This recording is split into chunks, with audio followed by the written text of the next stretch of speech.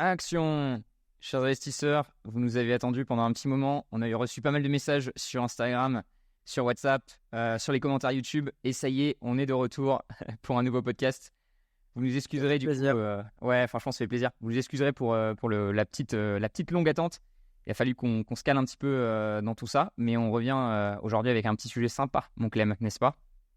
Yes, ça va être très cool. Et faut savoir que les emplois du temps sont parfois difficiles à combiner. Donc, c'était pas un manque de volonté de notre part de faire ce podcast. Et c'est d'ailleurs pour ça qu'on revient et qu'on a envie de le continuer, bien évidemment. Mais parfois, c'est un peu compliqué. Donc, normalement, si on est sérieux, ça devrait le faire pour les prochaines semaines. On va essayer de reprendre le rythme de une fois toutes les 2 semaines. C'est l'idée dans l'idéal. Ouais, on s'engage à rien parce que on a fait les malins dans le dernier podcast ou l'avant-dernier, je sais plus, on a fait les malins en disant on avait dépassé les 20 épisodes alors que 90% des podcasts s'arrêtent au bout de 20 épisodes.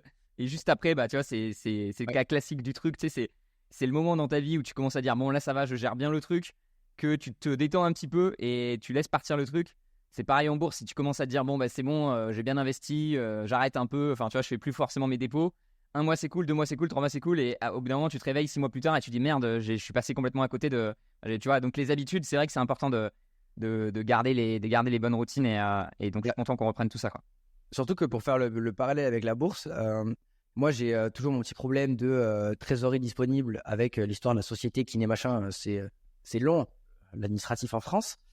Et du coup, j'ai moins investi ces derniers mois. Et tu sais, je me disais, bon, en vrai, les marchés sont déjà assez hauts. Donc peut-être que, en fait, cette période où je ne vais pas pouvoir investir, ça me permettra potentiellement d'investir à des prix plus intéressants.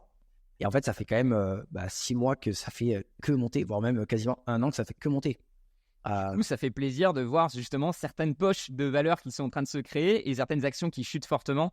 On a eu cette idée de sujet, les amis, justement sur qu'est-ce qu'on fait lorsqu'une action chute, parce que on a tous les deux une position en commun. C'est l'entreprise dont j'avais parlé dans le portefeuille Trident, Intuit, qui a perdu sur les 5 derniers jours 17%. Donc c'est pas non plus une énorme baisse. Quand on fait du stock picking, on est habitué à avoir quand même des baisses comme ça, mais en fait en seulement 5 jours ça constitue une baisse importante. Alors après, il faut toujours remettre les choses en contexte, parce que si on se remet finalement sur un an, Intuit est quand même encore à plus 34% sur un an. Mais year to date, donc c'est-à-dire depuis le début de l'année, on est du coup maintenant à moins 6%, moins 7%. Donc c'était une entreprise qui était largement gagnante au début de cette année. On était sur du plus 10, voire du plus 15% sur l'année. Et là, boum, une publication de résultats, des investisseurs qui paniquent et une action qui chute. Qu'est-ce que tu fais à ce moment-là, mon Clem, toi, quand tu as ce genre de news? Comment tu réagis? Déjà, comme tu l'as dit, il faut pas penser que c'est si peu courant que ça, parce que ça arrive de manière assez régulière quand même, hein. On l'a vu il y a quelques mois avec l'action Meta, qui avait publié des résultats et qui s'était fait éclater à la baisse. Et à l'inverse, il y a eu d'autres résultats de Meta où ça avait remonté énormément, ça avait fait plus 1% en une journée. Donc ce genre de mouvement, c'est pas si peu courant que ça. Et maintenant, comment réagir à ça? C'est toujours un petit peu délicat, mais je pense que, comme pour tout en bourse, quand tu fais de l'investissement à long terme, la première chose à faire, c'est de ne pas se précipiter, de croire et d'avoir de fortes convictions dans les analyses que tu as fait au préalable et pourquoi est-ce que tu as choisi cette entreprise-là. Et en l'occurrence, on va en parler, mais les résultats d'Intuit sont très loin d'être mauvais. C'est même plutôt des bons résultats. Et derrière, c'est plus la réaction des investisseurs qui semble même exagérée par rapport aux résultats qui ont été apportés par Intuit. Donc, je pense, premièrement, ne pas se précipiter. Deuxièmement, refaire une analyse et observer les résultats et essayer de les remettre dans le contexte de notre hypothèse de base de pourquoi est-ce qu'on a acheté cette boîte-là. Et ensuite, prendre une décision s'il y a une décision à prendre en fonction de si vraiment les résultats sont mauvais. Peut-être que c'est une indication sur le fait que la boîte ne va pas bien, quoi. C'est un bon test, ce genre de baisse, pour voir si justement vous arrivez en bourse avec de l'émotion, tu vois. Parce que finalement, le premier truc que tu ressens quand tu as une baisse de moins 16%, moi c'est fou parce que ça fait tellement longtemps maintenant que j'ai ça que je suis excité par la baisse, tu vois. C'est-à-dire que maintenant c'est-à-dire c'est l'inverse du sentiment que j'avais au début. Je me souviens qu'à mes débuts, je voyais une action qui chutait, je me disais bah mince, j'ai perdu de l'argent, qu'est-ce qui se passe, mince, j'ai peut-être fait une erreur. En fait, dans la vie, on a tellement l'habitude que voilà, tu mets ta main sur une plaque chaude, tu te fais brûler, erreur, il faut plus que tu le fasses, tu vois. Là, tu perds moins 16%, tu dis merde, j'ai fait une erreur quelque part. Et en fait, non, en fait, il faut analyser, il faut prendre le temps. Donc, je te rejoins complètement sur le fait de ne pas réagir à chaud. Je pense que c'est le plus important déjà, de prendre un peu de recul sur tout ça. Et ensuite, en effet, essayer d'aller comprendre d'où vient cette baisse. Et ce qui est particulier en bourse, c'est qu'il n'y a pas toujours une raison, en fait. Des fois, tu creuses et tu dis, en fait, les résultats étaient bons, Globalement, ça va. Après, tu peux toujours trouver une raison. Tu vas toujours dire, il y a toujours des mecs qui vont dire oui, mais c'est parce qu'ils ont annoncé ça au lieu de ça. Donc, en effet, ils ont annoncé typiquement une tweet, ils ont annoncé ils ont revu un petit peu à la baisse les prévisions, notamment sur le prochain trimestre. Et tu vois, typiquement, c'est un bon rappel. C'est-à-dire qu'il ne faut pas oublier qu'il y a beaucoup d'investisseurs qui n'ont pas du tout les mêmes horizons de temps que nous. Nous, on investit sur 10 ans et on a beaucoup d'investisseurs, notamment des hedge funds et tout, ils jouent au trimestre. Donc, eux, quand on leur dit le prochain trimestre, cette boîte va faire moins d'argent, ils se disent ok, je sors. Tu vois, je sors et je vais me mettre sur une boîte qui potentiellement sur ce trimestre va gagner de l'argent. Donc, c'est vraiment, à mon avis, une grosse partie de cette explication, c'est que toutes les entreprises, même les plus excellentes, les plus belles du monde, forcément, des fois, elles déçoivent un petit peu ou elles font un petit peu moins bien que prévu. Ça leur empêche absolument pas de très bien délivrer sur le long terme. Et je pense qu'il faut du coup pas s'inquiéter de ce genre de baisse. Mais à nouveau, il ne faut pas s'en inquiéter si on vous regardez les résultats et que vous constatez qu'ils sont bons. Je ne sais pas, toi, qu'est-ce que tu regardes concrètement comme résultat, Clem? Est-ce que tu regardes les résultats en termes de bénéfices, en termes de chiffre d'affaires? Je regarde un petit peu tout. Je fais un peu une overview sur les résultats. Après, pour les résultats trimestriels, je t'avoue que je ne regarde pas non plus. Je ne refais pas une analyse complète comme ce que je peux le faire au niveau quantitatif. Je ne vais pas repasser tous les points. Mais je regarde, on va dire, l'évolution du chiffre d'affaires. Je regarde les bénéfices, je regarde les marges au trimestre, je regarde s'il y a eu des dépenses exceptionnelles, des revenus exceptionnels, les choses qui peuvent sortir un petit peu de l'ordinaire. Et je regarde aussi les prévisions, parce que la plupart du temps, dans les résultats trimestriels, ce qui est très intéressant aussi, c'est que, comme tu l'as dit, ils vont parler des prévisions.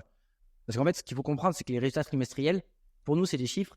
Mais avant ça, c'est une présentation de l'entreprise pour les actionnaires et pour leur expliquer où en est la boîte, où va la boîte. Et c'est presque aussi ça qui est très intéressant au-delà des chiffres. Certes, les chiffres sont importants et s'ils sont bons, c'est bien. Et s'ils sont pas bons, c'est pas bien. Mais si les chiffres sont pas très bons ce trimestre-là et qu'en fait, ils annoncent le prochain trimestre que ça va exploser ou j'en sais rien, c'est pas forcément de mauvais résultats. Après, et tu sais, c'est l'équilibre entre les deux. C'est-à-dire, il y a une phrase que j'aime bien qui dit les hommes mentent, mais pas les chiffres. C'est un peu fort, mais j'aime bien cette idée de se dire je veux un management qui me dit oui, on va faire de la croissance, mais qui concrètement fait de la croissance. Tu vois, parce que tu peux toujours, et c'est d'ailleurs intéressant, si tu vas écouter des conf calls de business qui sont dans le caca total, donc qui sont plein de pertes, les mecs ils vont te dire non, mais les gars, on gère, vous inquiétez pas, ça va revenir. Donc il faut faire attention de ne pas trop faire confiance au management, regarder un petit peu concrètement qu'est-ce qu'il est parvenu à délivrer. Et en effet, c'est des indices, parce qu'il n'y a aucun management qui va arriver et dire bon les gars, on fait n'importe quoi, on est trop dans la merde. Et d'ailleurs, c'est même plutôt bon signe. Quand un management est honnête et dit bon là les gars, vraiment on a merdé, faut qu'on trouve des solutions, là c'est encourageant. Mais souvent ce qui va se passer, je ne sais pas si tu as vu passer l'histoire avec Starbucks. Starbucks a fait un trimestre horrible, vraiment des résultats vraiment en deçà de ce qui était attendu. Et le CEO a dit non, mais c'est à cause de la guerre. Alors souvent ils vont blame un truc qui n'a rien à voir, c'est à cause de la guerre en Ukraine, c'est à cause de machin. Et voilà, à un moment, il faut aussi être réaliste. Et ça, moi, ça m'inquiète un petit peu quand tu vois le management commence un petit peu à faire des esquives, etc. Donc moi, je préfère quand les résultats sont vraiment pas bons, que le management dise qu'ils sont vraiment pas bons. Mais là, en l'occurrence, dans Intuit, je suis d'accord avec toi, les résultats sont très bons. Moi, les deux résultats que je regarde, même si je devais en regarder qu'un seul, en effet, c'est pour moi, ce qui va faire que mon action, elle va me rapporter. Donc à nouveau, moi, je vise 15% par an de rendement en bourse. Ce qui fait que l'action va me rapporter 15% par an, c'est si l'action parvient à augmenter ses bénéfices de 15% par an. On est d'accord ? Donc, premier élément que je regarde, notamment avec les résultats trimestriels, c'est vrai qu'on n'a pas le résultat sur l'année, mais on peut regarder en fait par rapport au précédent trimestre. Donc, on peut voir l'évolution entre, donc là, typiquement, Intuit, c'était le Q2, donc c'est un peu bizarre parce que ça dépend, pour eux, ça dépend de la comptabilité de la boîte. Voilà, ça dépend de la comptabilité. Normalement, c'est plutôt les résultats Q1, là en ce moment, du premier trimestre, mais là, pour eux, c'est Q2. Et donc, on compare le Q2 2024 au Q2 2023. Et là, je constate que donc on peut utiliser évidemment différents éléments. Moi, j'aime bien le free cash flow, mais j'aime bien aussi regarder le net income, qui est un peu le truc classique. On peut aussi regarder l'EPS, donc le earning per share, pour savoir combien on a de bénéfices par action. C'est souvent ce qu'on va utiliser pour le PER. Et là, typiquement, j'ai un 8,41. Ils ont déclaré 8,41 d'EPS contre 7,37 l'année dernière. Donc là, vous allez sur un petit taux d'évolution.fr, parce que j'avoue que je le fais pas de tête. Donc de 7,37 à 8,41, on a une évolution de 14% des bénéfices par action. Je sais pas ce que tu en penses, mais moi quand je vois ça, je me dis alors déjà on commence sur une note qui est plutôt positive, c'est-à-dire on est dans la croissance et on est tout à fait dans l'objectif que moi je vise pour mes entreprises. Mais en fait, je rebondis sur un point que je voulais aborder tout à l'heure, mais en fait, ce qui est hyper compliqué là-dedans, c'est que effectivement les résultats sont très bons, peut-être que les prévisions sont moins importantes et c'est pour ça que les actionnaires sanctionnent le cours de bourse d'une suite. Mais comme tu l'as dit, il y a plusieurs facteurs. Il y a les investisseurs qui ne sont pas sur la même durée que nous, notamment les institutionnels. Et après, tu as cet effet momentum qu'on connaît beaucoup pour la hausse, parce que justement, il y a des ETF Smart Beta qui sont construits sur la stratégie momentum avec l'aspect psychologique, la tendance haussière, ce genre de choses. Donc ça, c'est très bien pour les ETF et c'est ce qu'on cherche en allant sur ce type d'ETF-là. Mais le momentum, il est aussi valable à la baisse. Et en fait, quand tu as une boîte qui prend moins 9% et qui continue et qui au final prend moins 17% sur une semaine, le problème que ça entraîne derrière, c'est que les investisseurs commencent à se poser de plus en plus de questions et ça fout un petit peu de FOMO à l'envers en se disant putain, si je vends pas maintenant, peut-être que ça va encore descendre et si je décide de vendre plus tard, en fait, tu rentres dans une espèce de boucle négative qui est presque décorrélée des résultats initiaux parce que tu rentres vraiment dans la psychologie des marchés et non plus dans la rationalité des résultats. Et mais à nouveau, la psychologie des marchés, il faut savoir l'utiliser à son avantage, tu vois. C'est-à-dire que pour nous, investisseurs long terme, c'est plutôt une opportunité. Après, là aussi, ce que tu as souligné qui est très important, c'est qu'il faut aussi remettre en contexte. Parce que quand on dit l'action a perdu 14%, on se dit waouh, c'est grave, etc. Mais il faut toujours se dire, ok, on est à quel PER? Parce que là, elle a perdu 14%, mais elle a encore un PER de 34, tu vois. Ce qui est très élevé, un multiple de 34. C'est juste que il ne faut pas oublier que quand nous, on l'a acheté en 2022, on était plutôt autour d'un PER de 30. Et on a pris 59% sur l'action. Donc des fois, il y a juste aussi, je pense que des fois, les résultats sont l'occasion pour certains investisseurs qui avaient des positions court terme de se décharger un petit peu et tu vois, de prendre des gains. Donc c'est toujours à remettre en contexte et en effet, il y a des entreprises qui vont avoir tendance à être un peu plus cycliques. Moi, c'est un paramètre, je ne sais pas si tu le surveilles toi aussi, mais j'aime bien le surveiller, c'est la linéarité, c'est-à-dire la constance avec laquelle le cours de l'action a tendance à augmenter avec le temps. Généralement, ce que j'aime bien, c'est évidemment une linéarité au niveau des résultats, mais je veux aussi une linéarité au niveau du cours de bourse. Et en fait, les deux ne sont pas toujours corrélés. Parfois, il y a certaines entreprises qui vont avoir une belle linéarité au niveau de leurs résultats, mais vu qu'il y a beaucoup de spéculation sur le futur que ça peut être, et typiquement sur ce genre d'entreprise de logiciels à forte croissance, il y a toujours des gens à un moment qui vont être extrêmement optimistes sur la croissance et puis tout à coup être plus pessimistes. Si on a du mal à prévoir exactement quelle va être la croissance, forcément le cours va être beaucoup plus cyclique. Et voilà, il faut aussi le voir comme une opportunité de renforcer l'action des fois à des multiples plus faibles. De bien regarder si c'est une action qui a tendance à justement à gonfler très vite et à redégonfler et ça se voit assez rapidement sur un graphique, quoi. Justement, je sais qu'on avait parlé dans un podcast, c'était pas la linéarité que j'avais abordée, mais c'est justement intégrer la volatilité dans la valorisation d'une entreprise, dans le sens où une entreprise qui est très volatile aura plus de chances à retourner sur des prix qui sont plus intéressants si elle est par exemple surévaluée aujourd'hui, et une action peu volatile, en fait elle peut rester surévaluée pendant des années et des années et des années. Typiquement, je pense à Hermès. Hermès, je crois qu'elle a un bêta qui est inférieur à 1. Elle est assez peu volatile et elle est surévaluée depuis des années et des années. Et en fait, si tu ne l'as pas acheté il y a très longtemps, tu passes à côté. Et là, pour le coup, sur ce genre de boîte-là, si tu as... tu parlais de la linéarité, mais c'est un facteur qui est très important, je trouve. C'est pouvoir profiter de ces opportunités-là, quand il y a ces chutes-là, parce que quand tu vois que c'est décorrélé des résultats et que la boîte fait de bons résultats, il faut profiter de ça pour se replacer en tant qu'actionnaire sur le long terme. Et au final, c'est un très bon facteur, la linéarité. Je regarde pas forcément, je le calcule pas parce que toi, je sais que tu le calcules avec 1 milliard de points. Du coup, pour le calculer, il faut en effet les 120. Je regarde les 120 derniers points de data, donc chaque mois, en fait, chaque fin de moit. Et tu vois, c'est marrant, je suis allé voir Intuit. Là, je vais peut-être partager l'écran, comme ça, on va le voir directement. Sur l'app et je suis allé voir et tu vois on a ici une linéarité qui est pas si mal que ça, 87% de linéarité sur Intuit. Donc tu vois, c'est pas mal, hein. Alors que pourtant quand on regarde le fast graph, là tu le vois mon fast graph, on voit que c'est une entreprise qui a quand même tendance à faire des belles bulles, notamment on le voit en 2021 et évidemment ce qui s'est passé ensuite en 2022. Donc en effet faut faire attention quand on est ici en 2021 à un multiple de 60. Bon, il y a un peu de danger il faut quand même être réaliste. Et en effet, c'est aussi une entreprise qui monte vite, parce qu'on voit vraiment que les bénéfices sont vraiment dans une accélération. Et évidemment, comme toi, je vais regarder par exemple, est-ce que les estimations des analystes restent bonnes pour l'entreprise? Et on reste, tu vois, pour l'instant, on n'a pas eu de modification sur les 3 prochaines années. On reste sur des estimations qui sont assez fortes, hein. 16% en 2024, 13% en 2025, 15% en 2026 et la croissance long terme à 15% par an aussi. Donc ouais, je me dis, après, ça peut être des opportunités, mais c'est toujours à remettre dans le contexte de ce que tu as vu. Mais là, tu vois, ce qui est très intéressant, c'est que tu montres des estimations de croissance annuelles. Et on en revient, nous, en fait, à notre horizon d'investissement. Nous, on investit sur peut-être 10 ans. Donc, nous, on va s'intéresser beaucoup plus aux résultats annuels qu'aux résultats trimestriels. Donc, en fait, là, on a très bien vu la décorrélation qu'il peut y avoir entre des projections annuelles qui restent bonnes et des résultats trimestriels où ils annoncent une petite baisse au niveau des prévisions sur le prochain trimestre. Le prochain trimestre. Et surtout que j'en profite juste pour préciser ça. Intuit, ce qu'il faut savoir sur Intuit, c'est que ce trimestre-là, c'est son plus important. Donc en fait, ils ont annoncé un ralentissement sur le prochain trimestre qui est moins important parce que Intuit, il y a une certaine cyclicité des revenus et ils font le gros de leur cash lorsque c'est le moment de déclarer, notamment parce qu'ils ont un produit qui s'appelle TurboTax qui aide justement les particuliers à payer leurs impôts. Et donc, quand en plus tu as une entreprise comme ça qui est un petit peu cyclique, en fait, chaque trimestre ne va pas forcément se valoir. Et donc là, les résultats étaient importants sur ce trimestre-là. C'était important qu'ils fassent mieux. Qui est vraiment une belle croissance.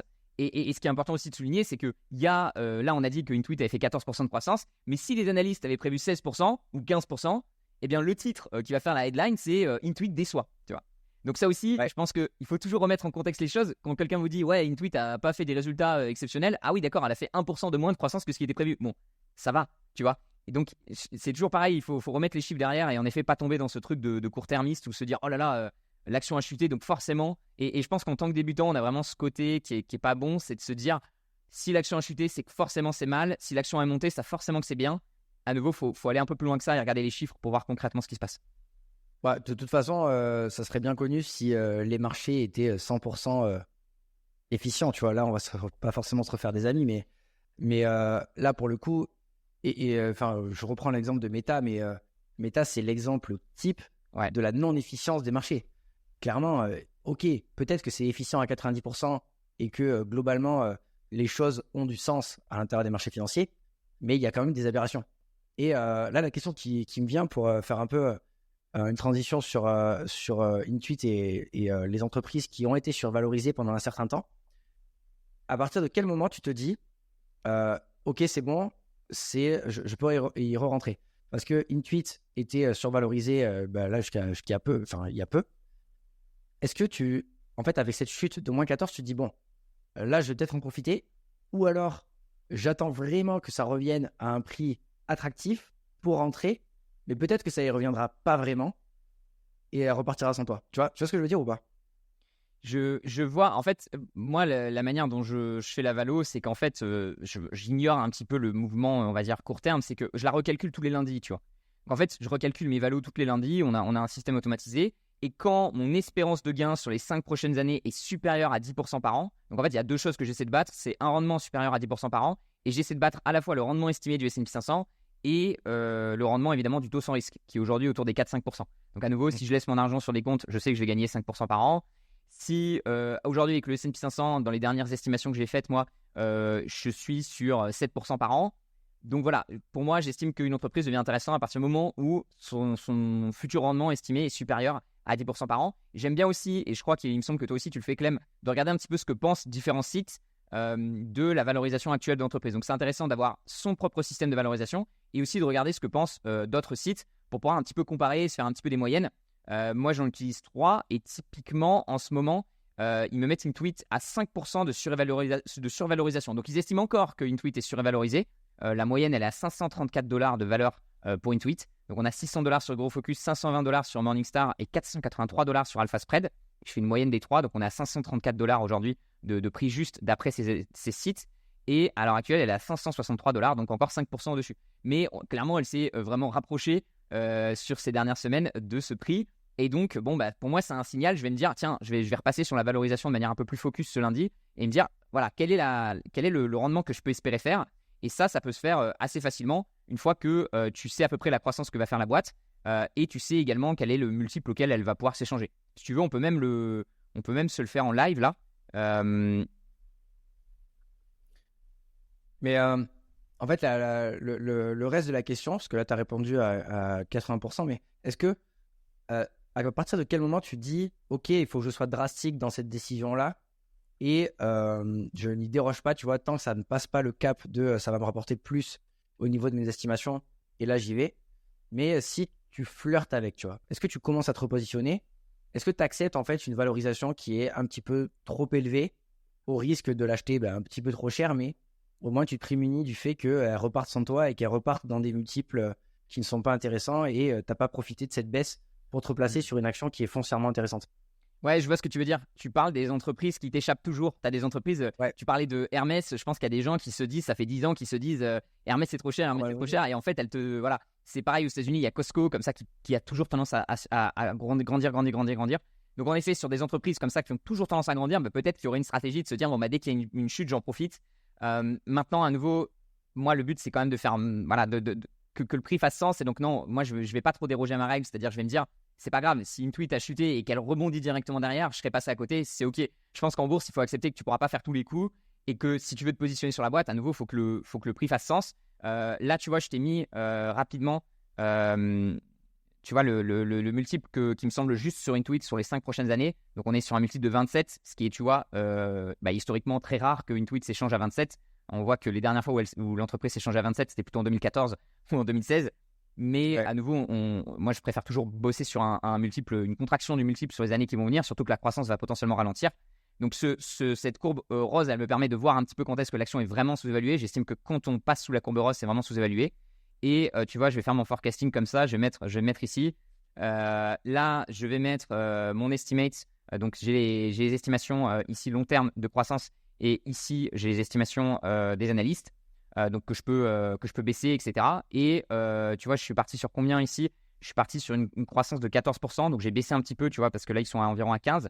Et je peux tirer ma courbe et voir qu'aujourd'hui, en achetant l'action aujourd'hui, si elle retourne à ce PER de 27, avec cette croissance attendue, je peux gagner 9,68% par an.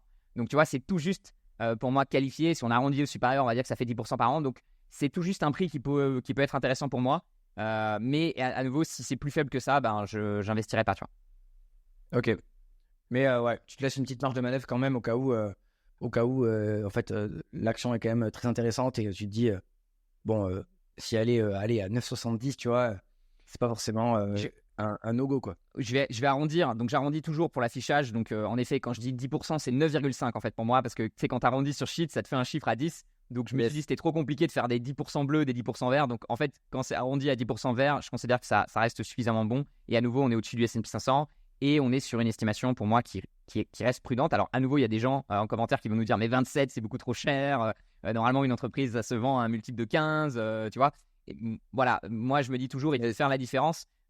Si Intuit, j'estime que ça vaut un multiple de 27, c'est parce que la croissance est 2 fois plus élevée que celle du S&P 500. Tu vois, on est à 14% de croissance long terme contre 8% pour le S&P 500. Donc, pas tout à fait 2, mais tu vois, on est vraiment à une entreprise qui a non seulement une croissance plus forte, mais qui a aussi une très bonne linéarité.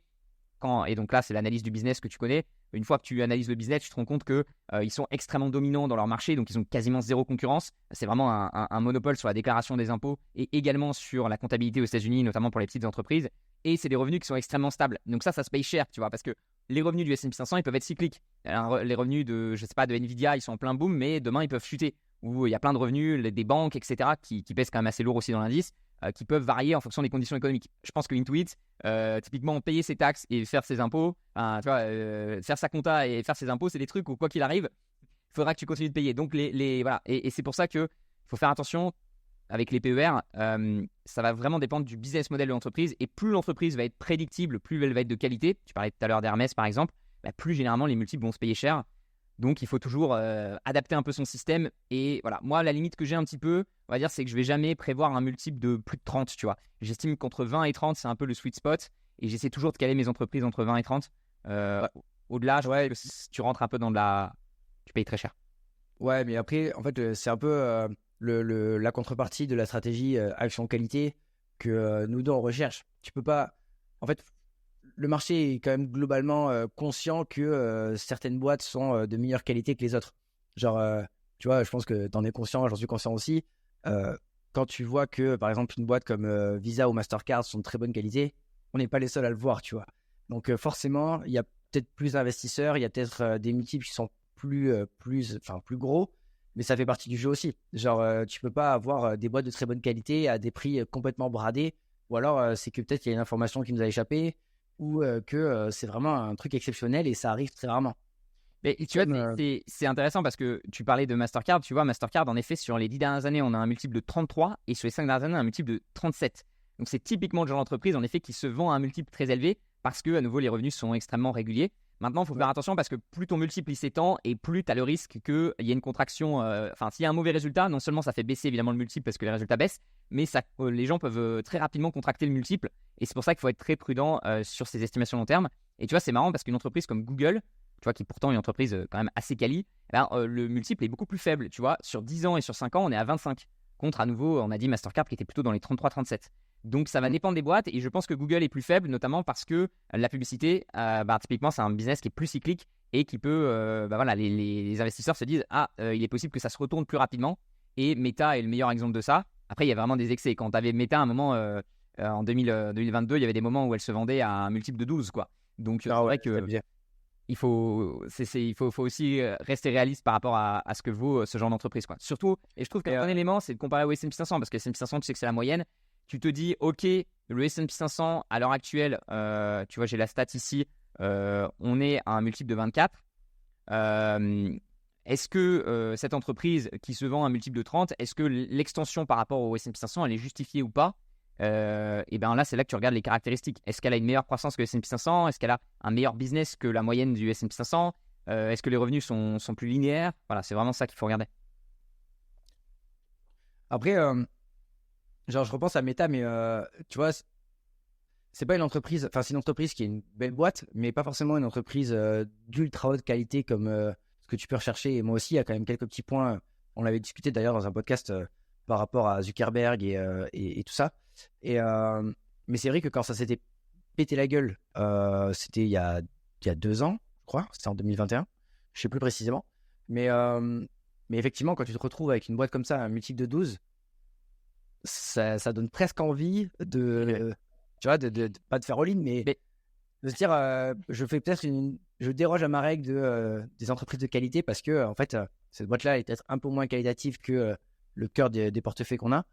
Mais par contre, elle était à une valorisation tellement faible et tellement massacrée que c'était peut-être intéressant à ce moment-là, quoi. Ouais, moi j'ai pas envie de déroger, tu vois, parce que je me dis si tu commences à faire une dérogation, tu vas en faire plein et tu risques trop de faire attirer. Et c'est le problème du prix en fait. C'est pour ça que moi je regarde le prix. Je pense que toi c'est un peu pareil, tu regardes le prix vraiment à la fin.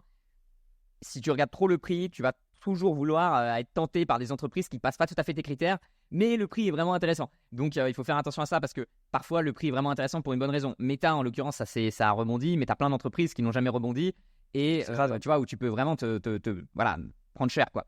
Après, Meta, c'est un cas un peu particulier parce que, en effet, tu vois, si on devait donner, si on disait que les entreprises, enfin, moi, le type d'entreprise que j'essaie d'acheter, c'est des entreprises, en effet, qui ont plus de 15 sur 20 sur la checklist qualitative.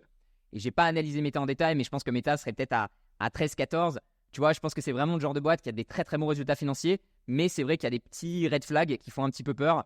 Après, il me semble qu'ils ont fait des bons progrès au niveau de leur IA là, en ce moment, donc c'est pas trop mal. Moi, on va dire que de base, la publicité, je trouve que c'est quand même cyclique, donc c'est pas pour moi le truc parfait. Et typiquement par rapport à un Google qui est son concurrent principal sur la publicité en ligne, je trouve que Google a un peu plus de segments qui peuvent lisser un petit peu plus, tu vois, les revenus. Donc typiquement, ils ont Google Cloud, donc ils ont une offre B2B qui commence à quand même bien marcher avec pas mal de croissance et ça, je trouve ça super intéressant, ce qui manque clairement à Meta. Je trouve aussi que YouTube, c'est un réseau, on va dire, où les gens... il n'y a aucun concurrent à YouTube.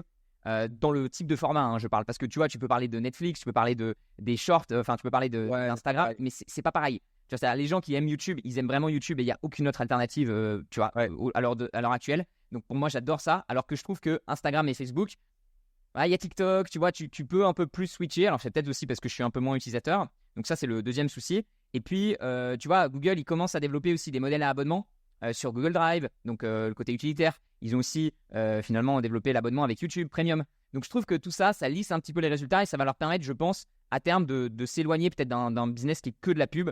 Alors que je trouve que Meta aujourd'hui, ça reste comme les Anglais disent, un one-trick pony, c'est-à-dire qu'il n'y a vraiment que la pub. Et les projets dans le métaverse, etc., c'est quand même beaucoup plus lointain.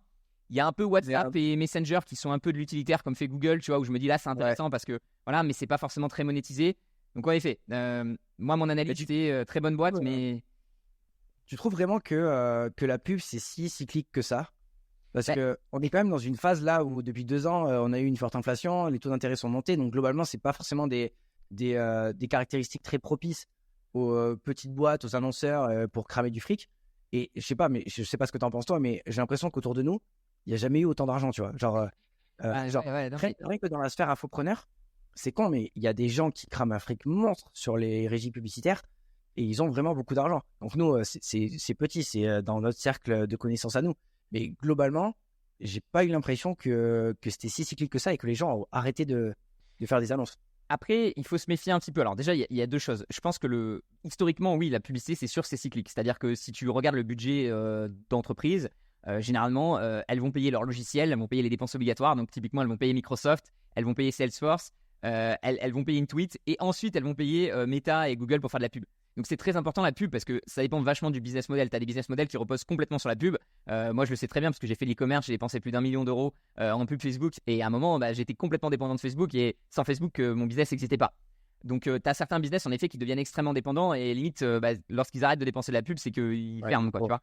Donc voilà, et je pense qu'on n'a pas vu cette cyclicité, c'est ce que je dis toujours quand j'analyse des boîtes comme Google ou Facebook, c'est qu'on n'a pas vu cette cyclicité parce que on a une explosion de l'usage des réseaux et et du coup il y a énormément d'argent qui venait de la pub parce que tu vois c'est pas les dépenses des infopreneurs en publicité Facebook qui rapportent de l'argent à Meta. Ce qui rapporte de l'argent à Meta, c'est quand Heineken, Coca-Cola, tu vois, ils disent ok les gars, on enlève 5 millions de budget qu'on avait en télé et on les met sur Facebook. Tu vois, c'est là où ça move the needle, comme disent les Anglais. C'est là où vraiment Meta va commencer à faire de l'argent, tu vois. Et je pense qu'en effet, là, il y a des grandes entreprises qui réalisent de plus en plus qu'en fait, la radio, les journaux et la télé, c'est un peu mort. Ils gardent un peu de budget, mais ils commencent à déplacer le budget.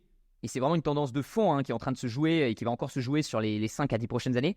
Et ils sont en train de déplacer le budget vers ces nouvelles plateformes. Et donc, en fait, même s'ils perdent certains annonceurs, parce que, tu vois, pour eux, c'est trop chaud en ce moment, en fait, ils en regagnent d'autres. Tu vois, typiquement, c'est comme le Super Bowl. Tu sais, les pubs du Super Bowl, tu peux regarder quelle est la tendance du moment en fonction de qu'est-ce qui est. Et en 2022, c'était que des pubs pour la crypto. Et donc, YouTube a dû avoir énormément d'annonceurs crypto qui mettaient des enchères. Et tout à coup, la crypto s'effondre. Et plus personne fait de la publicité parce que voilà, il y a beaucoup moins d'argent. Donc, du coup, c'est la pub qui est cyclique, mais la pub en ligne, ce que fait Meta, Google, en fait, a réussi à diminuer cette cyclicité avec en fait le business model qu'ils ont à travers les réseaux sociaux et l'évolution des réseaux sociaux, quoi. Il y a une tendance de fond.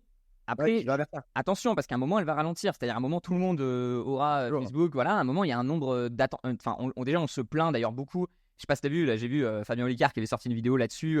C'est vraiment la mode sur YouTube de parler de à quel point on se fait capturer déjà notre attention par ces réseaux. Donc, il y a déjà un éveil sur ça, de gens qui disent j'en ai marre de passer autant de temps sur les réseaux.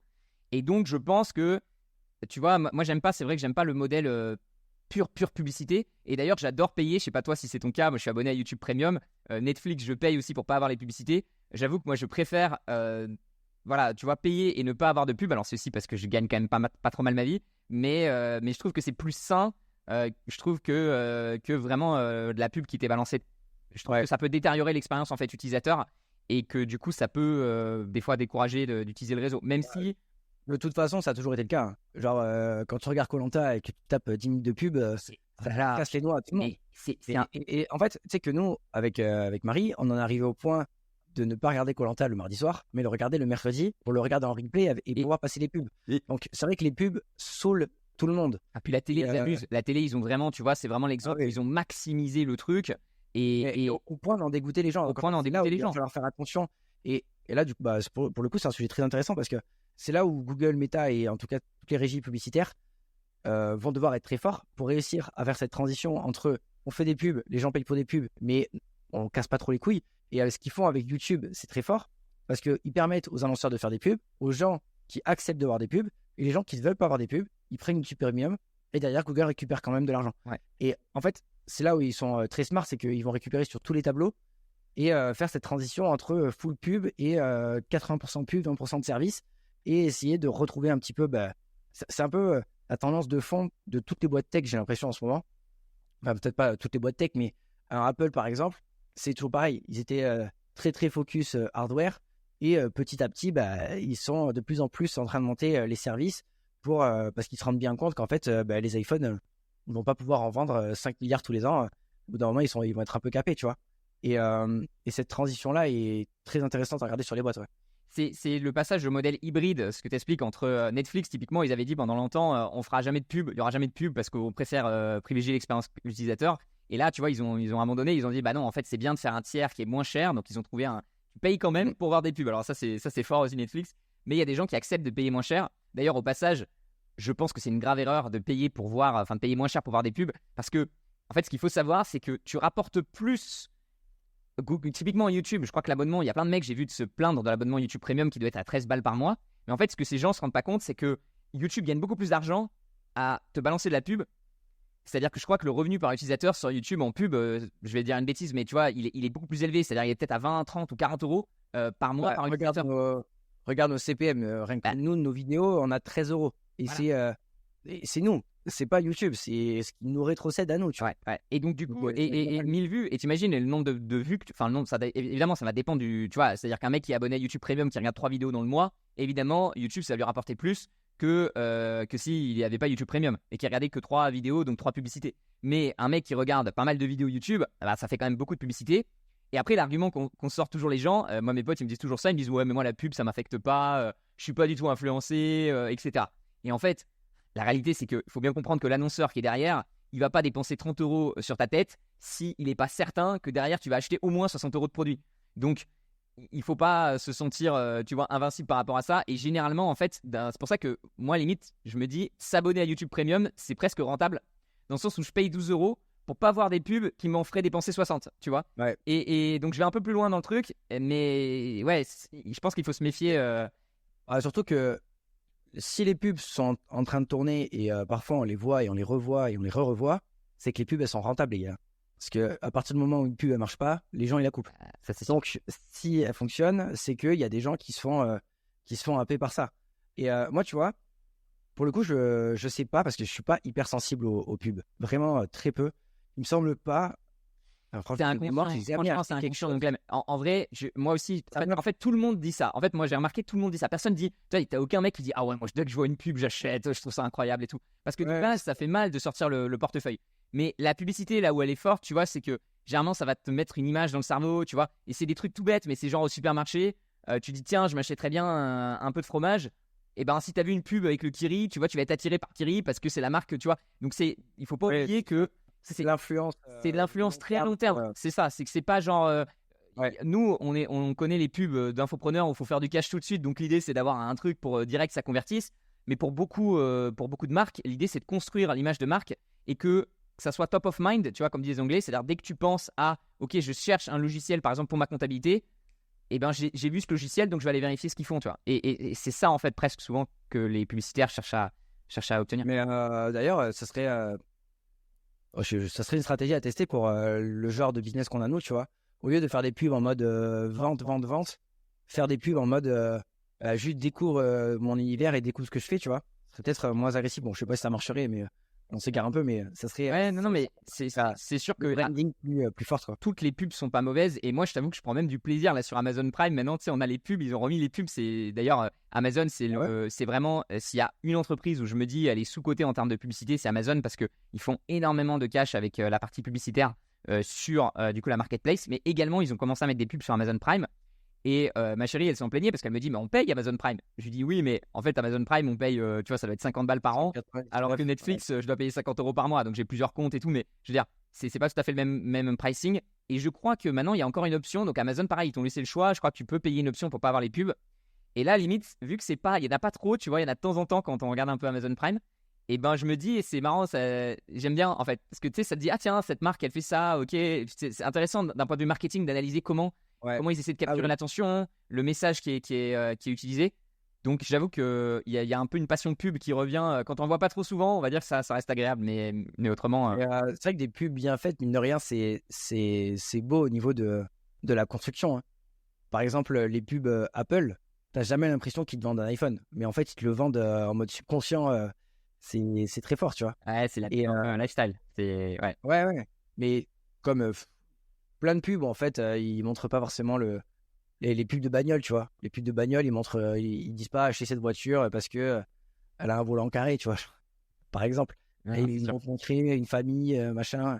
C'est toujours très bien fait, ouais.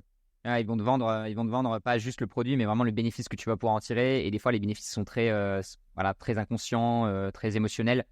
Mais c'est ça aussi, tu vois. C'est-à-dire que tu peux pas dire en même temps, je flippe quand une action chute et je suis pas sensible aux publicités parce que justement ça tape dans le même endroit de ton cerveau. Les pubs, l'objectif c'est de taper dans le côté émotionnel et de te faire ressentir certaines émotions que tu vas pouvoir ensuite coller à l'image de la marque. Et prochainement, potentiellement, cette marque peut t'influencer, tu vois, dans le côté. Après, voilà, moi, de toute façon, j'aime pas aussi. Donc voilà, j'aime pas trop regarder des pubs et j'aime pas trop aussi, je sais pas quel est ton avis là-dessus, j'aime pas trop avoir des business qui reposent beaucoup justement sur faire de la publicité, tu vois. Donc, j'aime pas des business où justement ils sont sans arrêt en train de faire de la publicité pour promouvoir leurs produits. Donc, en effet, bon, Apple fait quand même pas mal de pubs, mais je pense que même s'ils n'en faisaient pas forcément beaucoup, ça marcherait quand même.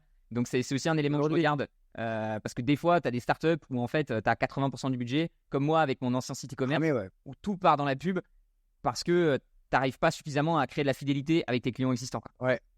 Bah, c'est en fait aujourd'hui Apple fait de la pub, mais est-ce qu'ils en ont réellement besoin? Bon, oui, ça rapporte toujours des clients, tu vois, mais en fait, ils ont tellement construit une image de marque dans le temps que la pub est peut-être moins importante aujourd'hui que ce qu'elle était au tout départ, tu vois.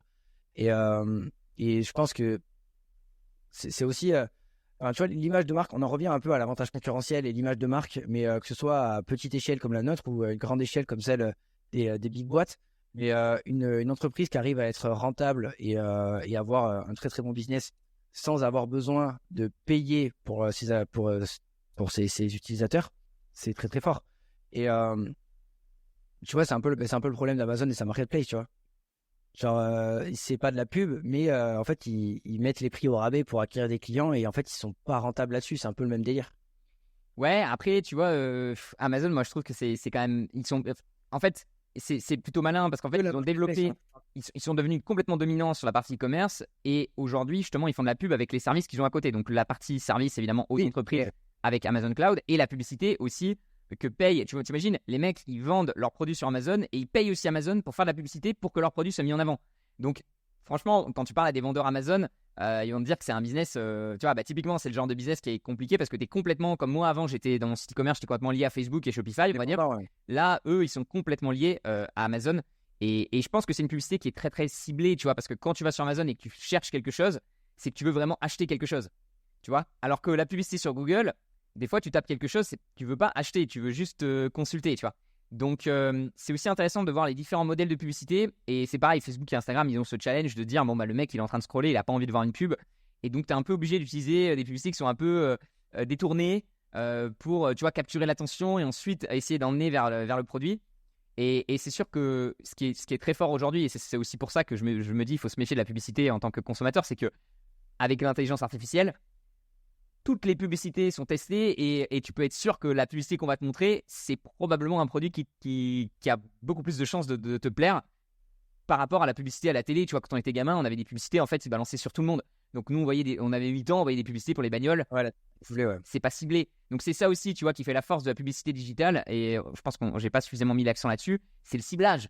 C'est-à-dire que historiquement, t'es BMW, tu fais une pub à la télé, tu payes je sais pas combien, et tu sais qu'il y a 50% des gens qui vont voir la pub qui ne vont jamais pouvoir acheter une BMW, soit parce qu'ils sont trop vieux, soit parce qu'ils sont trop jeunes, etc. Ou parce qu'ils ne sont pas du tout dans ta cible, en fait. Ils n'ont pas du tout les moyens financiers d'acheter cette BM. Aujourd'hui, sur Google ou sur Facebook, et même sur Amazon, tu peux cibler en fonction de toutes les datas qu'ils ont récupérées. Et donc, c'est extrêmement puissant comme type de publicité. Tu peux dire, je veux uniquement les gens qui ont plus de 40 ans, qui sont cadres sup, qui vivent à Paris, qui ont liké telle page, qui ont regardé des vidéos récentes sur des meufs, tu vois. Et donc, in fine, les entreprises, elles commencent à réaliser qu'en fait, les retours sur investissement qu'elles ont sur ce genre de publicité ciblée sont bien plus puissantes. Et malgré toutes les normes européennes qui font qui limitent un petit peu le tracking, ça n'empêche pas que Google et Facebook ont déjà tellement d'informations que le tracking reste bon. Après, c'est aussi une limite de ces modèles-là parce que mine de rien, c'est quand même, tu vois, cet aspect ciblage, c'est quand même un gros aspect de la performance de ces boîtes-là au niveau des pubs et au niveau des annonceurs. C'est pour ça qu'ils payent, hein. C'est pour ce ciblage qui passe plus par eux que par d'autres régies publicitaires.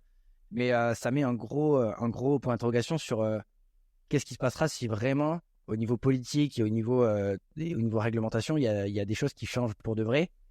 Parce que là, bon, c'est qu'en Europe, et effectivement, on peut quand même toujours plus ou moins bien cibler. Je suis pas expert de la pub, mais je sais qu'il y a des choses qui ont changé. C'est plus chiant qu'avant, mais c'est toujours faisable. Mais par exemple, le jour où les États-Unis font une réglementation comme ça, peut-être pas pour demain, hein, mais ça peut quand même flinguer le business, hein. Non, mais il y a des risques. C'est sûr que sur le tracking, il y a des risques. Et c'est pour ça aussi que Facebook a mauvaise réputation, notamment quand ça touche à la politique. Tu te souviens avec l'histoire quand ça avait touché avec l'élection américaine.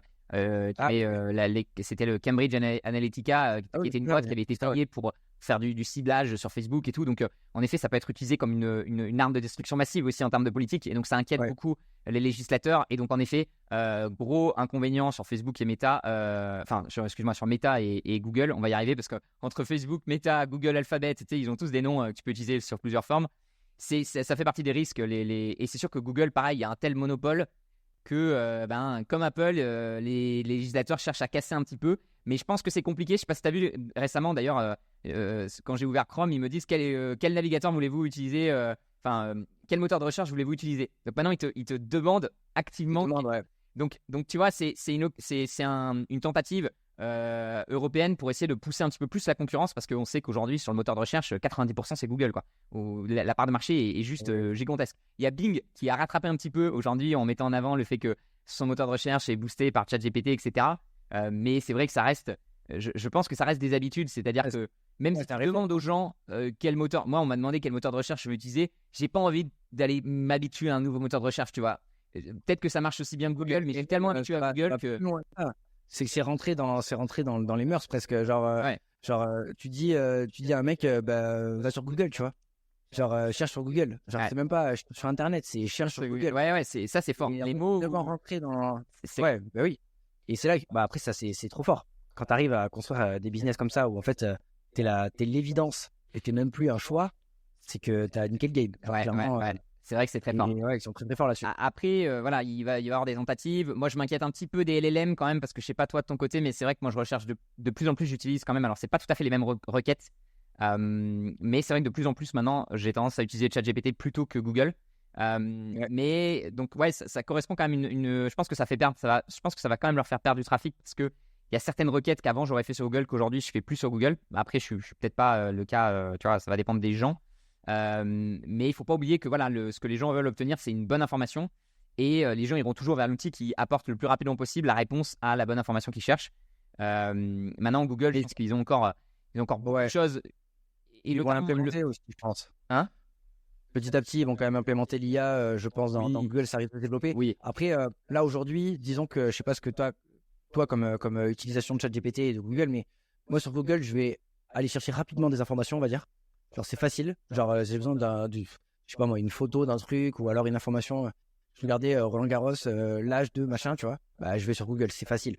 Dès que j'ai besoin de plus de détails et une explication, je vais plus sur ChatGPT, tu vois. J'ai l'impression que c'est mon deuxième moteur de recherche pour des choses où j'ai besoin d'aller plus loin rapidement et cibler.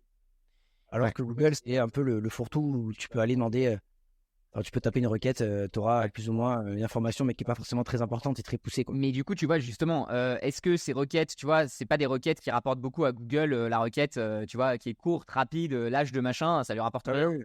La requête qui rapporte beaucoup à Google, c'est si tu tapes, d'ailleurs, il y a une liste des mots-clés qui rapportent le plus à Google. Je crois que le numéro 1 l'année dernière, c'était avocat, divorce, c'était en anglais, tu vois, mais c'était, tu vois, c'était un terme, tout ce qui est le plus célèbre, c'est le plombier. Divorcer sans perdre d'argent. Plombier Paris, 80, tu vois, ce genre de mots-clés. Voilà. Donc, je pense que là-dessus, par contre, là où ils ont encore un avantage, Google, c'est justement sur tout ce qui est local. Si tu cherches un restaurant, si tu cherches un service, etc. Plus simple, le référencement. En fait, là où ils ont un avantage, c'est le référencement, c'est le SEO que n'a pas ChatGPT. Oui, mais en quoi, toi, en tant qu'utilisateur, d'avoir du SEO, en quoi ça t'aide? C'est-à-dire qu'à nouveau, si tu cherches le plombier du 16e arrondissement dans la rue machin, là, le SEO est important. Ouais, je pense que ChatGPT peut le faire, mais en effet, généralement, il va halluciner, ça va pas forcément donner des bons résultats.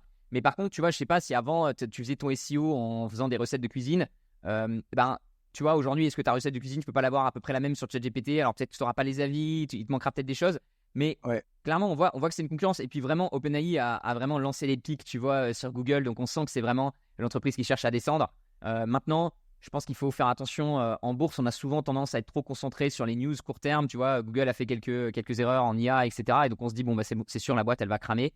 Alors qu'en réalité, souvent, un monopole, ça se détruit pas comme ça, tu vois. Ça se détruit pas du jour au lendemain. On a rarement vu, tu vois, on parle souvent de Kodak. Enfin, les gens vont toujours citer des grandes boîtes qui se sont écroulées. Mais en vrai, ça s'est fait. ça s'est fait petit à petit. Hein. C'est pas genre du jour au lendemain, l'appareil photo numérique est arrivé et tout le monde a vendu son Kodak pour passer, tu vois. Avec Internet, c'est vrai que ça va plus vite. Mais on est en plein dedans. Avec, tu prends l'exemple de Intel et Nvidia.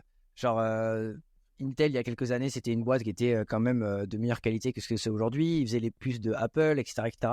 Et en fait, tu as l'impression que petit à petit, elle est en train de s'écrouler. Et genre, tu as des boîtes comme Nvidia derrière qui explosent au niveau. C'est pas exactement la même chose. Mais... Ouais. Mais c'est vrai que les chutes en bourse peuvent être très fortes.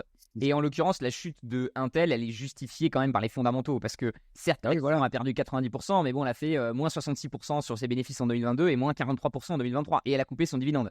Généralement, une action qui coupe son dividende, tu sais que c'est... Voilà. Mais est-ce que tu n'aurais pas eu le temps de voir un petit peu les choses venir? Est-ce que déjà, tu vois, tu perds un gros client comme Apple, etc. Je pense que tu vois, je me dis que bon, c'est toujours plus facile à dire qu'à faire. Je pense qu'il y a toujours des boîtes de toute façon où tu verras pas forcément le truc venir et tu te feras surprendre. Mais à nouveau, c'est pour ça que il y avait moi, ce que j'aime bien, c'est multiplier les avantages compétitifs. C'est-à-dire, ce qui me gêne avec un Nvidia, par exemple, ou même les fabricants d'ailleurs de semi-conducteurs, c'est que j'ai l'impression que l'avantage compétitif, il est uniquement technique. C'est-à-dire, c'est parce qu'on fait une puce qui est meilleure que les autres que les gens viennent chez nous et que du coup, on a des super marges. Moi, j'aime bien quand il y a plusieurs avantages compétitifs, tu vois. Et typiquement, Apple, tout à l'heure, on parlait de la marque. J'aime bien parce qu'il y a la marque, qui est une des raisons compétitives. Il y a l'habitude des consommateurs, donc je suis habitué à l'iOS, etc. Donc c'est encore une autre raison. Il y a l'avantage technique d'avoir inséré les puces dans l'iPhone, etc. qui fait que du coup c'est plus compliqué d'avoir exactement la même performance sur potentiellement un autre smartphone. Voilà, et j'aime bien multiplier comme ça les avantages compétitifs pour avoir un truc qui est plus solide, où je me dis, en fait, pour que vraiment tout s'écroule, il va falloir casser plusieurs parties de la douve. Alors que là, sur Intel, quand tu as un avantage que technique, on voit ce qui se passe. Si tout à coup, il y a un mec qui arrive à faire les puces mieux que toi, c'est fini, quoi. Ou que ton client, il arrive à le faire en interne, comme c'est le cas d'Apple, c'est un peu game over. Après, par exemple, pour le cas d'un Nvidia, mine de rien, ils sont en train de construire aussi, je pense, à d'autres avantages concurrentiels parce que plus ils grossissent, plus ils développent une économie d'échelle, plus ils vont vite, plus ils peuvent fournir. Et je pense qu'au-delà de l'aspect technologique, c'est aussi un avantage que ces clients vont aller chercher chez Nvidia, tu vois. Genre, s'ils permettent d'avoir, la meilleure technologie, deux, la meilleure rapidité au niveau de la délivrabilité des produits et que c'est quali. Je sais pas, je suis pas assez familier, tu vois, avec le dossier, mais si je devais, moi, la première question que je me poserais avec Nvidia, c'est, ok, aujourd'hui, tout le monde leur achète leurs puces et ils sont même en rupture de stock tellement, notamment, évidemment, qui c'est qui achète les puces, c'est Microsoft, Meta, voilà, les big tech qui achètent des puces. Mais j'ai deux questions qui me viennent tout de suite à l'esprit, c'est, est-ce que ces big tech, elles vont continuer d'acheter des puces une fois qu'elles auront rempli tous leurs serveurs d'IA? Tu vois, est-ce que la demande va rester stable dans le temps? À mon avis, quand même, une fois que tu as fait tes investissements, peut-être que les puces, tout dépend à quelle vitesse la technologie évolue. Et surtout, la technologie évolue, est-ce que tu te fais pas rattraper par un AMD, par un autre concurrent, tu vois? Donc, tu as ce double truc, je pense qu'il faut bien analyser quand tu achètes une boîte. En fait, à nouveau, si tu achètes un avantage technique, il faut, je pense, que tu sois limite ingénieur ou que tu comprennes très très bien l'avantage technique et en quoi il est très très difficile à reproduire. On parle par exemple d'ASML souvent. ASML, il y en a qui disent que ce qu'ils font, apparemment, il faudrait, tu vois, une boîte, ça lui prendrait 5 ans et des milliards pour développer un peu. Pour rattraper le truc. Mais moi, j'avoue que j'aime bien aussi que le logiciel soit unique, mais qu'il y ait aussi un côté, tu vois, c'est ce que je dis souvent avec Apple, c'est que même s'ils ne proposent pas les meilleurs smartphones, et aujourd'hui, tu as des smartphones très compétitifs, je pense qu'il y a des gens qui continueront, et moi le premier, à acheter Apple, pas juste parce que c'est le meilleur smartphone. Typiquement, tu vas pas regarder... quand tu achètes un iPhone, tu ne regardes pas comparatif. Enfin, il n'y a pas beaucoup de gens qui regardent des comparatifs et qui choisissent l'iPhone parce que c'est le meilleur téléphone. Souvent, tu vas choisir un iPhone parce que, je sais pas, tu aimes la marque, tu aimes l'écosystème, tu aimes le truc, et parce que peut-être tu as un Mac ou un autre truc comme ça. Et donc, c'est pas qu'un avantage technique. Et c'est ça que je trouve intéressant, tu vois. Même si aujourd'hui, en ce moment, Apple est challengé par la croissance, on en a parlé, tu vois, qui est pas dingo. Et pour l'instant, ils n'ont pas fait de move autant marqué que les autres sur l'IA. Mais tu vois, quelque part, Apple, c'est là, moi, le paradoxe, c'est que je me dis, en fait, peu importe ce qui se passe sur l'IA, tant que les gens continuent d'utiliser les produits, probablement que les nouveaux produits qui vont arriver, les nouvelles applications sur l'IA, elles vont se développer, elles seront probablement téléchargées sur l'App Store. Donc, il y a une phrase que j'aimais bien en anglais, il disait genre que les big tech, elles jouaient aux échecs et que Apple, c'était le plateau d'échecs. Tu vois, c'est-à-dire qu'en fait, quoi que tu sortes comme produit, si à un moment les gens ils sont sur iPhone, et c'est ce qui a frustré, tu vois, de ouf Zuckerberg, et c'est pour ça qu'il veut essayer de se positionner sur les casques virtuels, c'est qu'en fait, il s'est dit, mais quoi que je fasse, même si je fais la meilleure appli du monde, elle sera téléchargée sur iPhone. Et si Apple décide de m'embêter sur mon tracking, eh ben, ils vont m'embêter sur mon tracking, tu vois. Donc, à un moment, si tu possèdes pas le hardware, et Apple, ben, tu vois, cette domination de hardware, elle est forte, ben, en fait, tu peux pas imposer tes règles. C'est celui qui a le hardware qui impose un petit peu ses règles aux autres players qui veulent être disponibles, quoi. Et aujourd'hui, tu peux pas lancer une app sans être sur l'App Store parce que dans les pays développés, je sais pas, t'as 60%. Utilisateurs. Peut-être pas 60%, j'abuse un petit peu. En termes de mondial, je crois que les parts de marché, c'est plutôt 20-30% pour Apple. Mais je pense que dans les pays développés, c'est encore plus fort. Et quand tu demandes. Il y a le plus de pouvoir d'achat. Donc, c'est ça. Plus il y a de pouvoir d'achat, plus les parts d'Apple, généralement, elles montent. En ce moment, ils sont un peu challengés en Chine, évidemment, mais ça, c'est plus le côté guerre économique et le fait que les Chinois, comme nous, tu vois, c'est marrant parce que c'est vrai qu'on se met pas souvent à la place des autres. Je me dis, en France, il y a beaucoup ce discours de acheter local, acheter français et tout. J'imagine qu'en Chine, c'est pareil, tu vois, il doit y avoir de plus en plus la tension avec les États-Unis augmente, plus les mecs doivent se dire, allez, achetez chinois, soutenez notre économie, quoi. Bah, après, c'est un peu le revers de ce qui s'est passé avec le Covid, hein. Mine de rien. Genre, les discours après Covid, c'était on va renationaliser, on va recentrer un petit peu les productions, et ça se voit quand même. Ça ne peut pas se faire du jour au lendemain, mais ça se voit. J'ai l'impression que quand même, il y a beaucoup de pays qui essaient de se réindustrialiser, notamment en France. Le Made in France est aujourd'hui assez recherché quand même. Ah, mais carrément. Mais en fait, tu sais que ça va te coûter plus cher, mais si tu es capable avec ton marketing de dire bah, c'est Made in France, donc c'est pour ça que ça coûte 2 fois plus cher, tu peux quand même récupérer une certaine partie de clients. Alors, pas tous, mais tu vois. Donc, en effet, ça va revenir de plus en plus. Et en effet, on sort un peu d'un monde qui s'est énormément mondialisé à un monde aujourd'hui où, en effet, on sent qu'il y a un peu plus de solutions locales qui sont employées, ce qui peut challenger un petit peu le genre de boîte qu'on achète, parce que c'est vrai que moi, j'aime bien les boîtes qui ont justement une présence à l'international. Parce que tu te dis, bah, justement, tu as une diversité des ventes et que ça touche un petit peu le monde entier, quoi. Ouais. Après, est-ce qu'il vaut mieux avoir une boîte qui est très très forte, par exemple aux US, et très très forte sur l'Europe, on va dire sur les pays occidentaux, ou une boîte qui est très forte qui est très forte mais un peu moins forte sur les pays occidentaux et qui essaye absolument de se développer sur les pays développés, tu vois, sur les pays émergents. Si on prend, si on fait le parallèle avec nos petits business à nous, parce que c'est ce que je connais mieux, mine de rien, c'est comme avoir une petite équipe, on en a parlé en message vocal la dernière fois, avoir une petite équipe qui fonctionne très bien, ou essayer de forcément développer un gros business, une grosse équipe, au risque que ta vie perso ça se passe moins bien et qu'il y ait plus de frottements et que en fait, tu rentres dans une galère, tu vois. Donc certes, avoir un business qui est sur ces big boîtes, qui est mondialisé avec différentes sources de revenus, c'est bien et c'est important. Mais ça peut aussi réserver certaines surprises et il y aura sûrement des zones géographiques qui seront moins profitables. Par exemple, Apple en Chine, ils essaient de se développer depuis quand même de nombreuses années, mais ça prend pas et ça prendra pas comme dans les pays occidentaux parce que c'est pas de là-bas et il y a d'autres marques là-bas qui fonctionnent aussi, qui fonctionnent bien. Puis c'était beaucoup fabriqué en Chine, donc avant à la limite, on pouvait dire c'est fabriqué en Chine, mais de plus en plus, ils fabriquent un peu en Inde et tout. La Chine, de toute façon, il y a beaucoup de boîtes qui se sont mangées les dents, tu vois, et aujourd'hui, Google n'est pas en Chine, à mon avis, Microsoft non plus. Enfin, en fait, ils ont quasiment tout dupliqué, mais en version, tu vois, en version chinoise, quoi. Donc ça dépend, il y a des pays, en effet, où la capacité que tu as à rentrer dans le pays est plus ou moins facilitée en fonction des normes, des cultures, etc. Donc en effet, une boîte qui est 100% internationale, qui est présente dans tous les pays, on sait que c'est compliqué. La Russie, ils sont même plus dans le dollar. Enfin, ils ont leur propre économie. Donc, tu vois, typiquement, ils doivent avoir leur propre fast-food maintenant. Enfin, c'est sûr que c'est pas toujours possible. Et je suis d'accord avec toi. Je pense que je veux pas de la diversification à tout prix. Typiquement, notamment pour des boîtes comme Intuit, quand tu fais des trucs qui sont très spécifiques à un pays, c'est normal qu'en fait tu réussisses beaucoup mieux dans le pays dans lequel tu es expert. Et typiquement, les impôts et tout, c'est tellement compliqué que c'est généralement très difficile pour un pays comme ça enfin, tu vois, c'est pas parce que ça marche aux États-Unis que ça va marcher dans un autre pays parce qu'à nouveau, les règles locales vont être différentes. Après, tu as des solutions, tu vois, un Visa et un Mastercard, ça marche à l'international et ça marche aussi parce que justement, c'est international. Et parce que quelqu'un qui est français, il veut que quand il aille aux États-Unis, il puisse payer avec sa carte. Et pour que ça marche, du coup, il faut une solution internationale et pas juste nationale, tu vois. Donc, on va dire que dans tous les cas, tu as toujours besoin un peu d'une alliance. Et c'est utopique de penser que tu vas pouvoir fonctionner avec des entreprises qui sont uniquement au niveau local. Généralement, tu vas avoir besoin aussi d'acteurs internationaux pour que ça fonctionne bien. Et heureusement, tu vois qu'on a un Apple, plutôt que, imagine si on avait un fabricant de smartphones unique dans chaque pays, je pense qu'on aurait une qualité de smartphone qui serait évidemment bien inférieure. Et ça fait partie des marchés où tu as un winner takes all, quoi. C'est-à-dire que tu as un grand gagnant qui prend une grande part de marché. Et sur les smartphones, clairement, c'est Apple, Samsung et 2-3 autres, mais ils sont pas très nombreux, quoi. Bon, sinon, pour faire un petit parallèle, et je pense on a dépassé la petite heure, Est-ce que tu es chaud qu'on se fasse le petit coup de cœur comme on faisait habituellement à la fin de. Sauf si tu as d'autres petits trucs à dire sur le sujet principal. Carrément. Un bon tour. Tu sais que j'ai même pas le timer, donc je sais même pas depuis combien de temps on parle, donc comme ça au moins Et ça fait on vient de passer 1 heure là, c'était 1h02. Et juste ce que je voulais, je viens d'y penser et j'ai oublié de le dire aussi. Là, je le vois sur la remarque sur Intuit parce que j'ai une petite explication pourquoi Intuit a baissé. Et ils disent que de manière générale, tous les logiciels et les stocks de IT sont en train de baisser parce que la Salesforce, qui est une des entreprises principales justement dans le logiciel, a fait une guidance, donc des prévisions qui ont été plus faibles que prévues.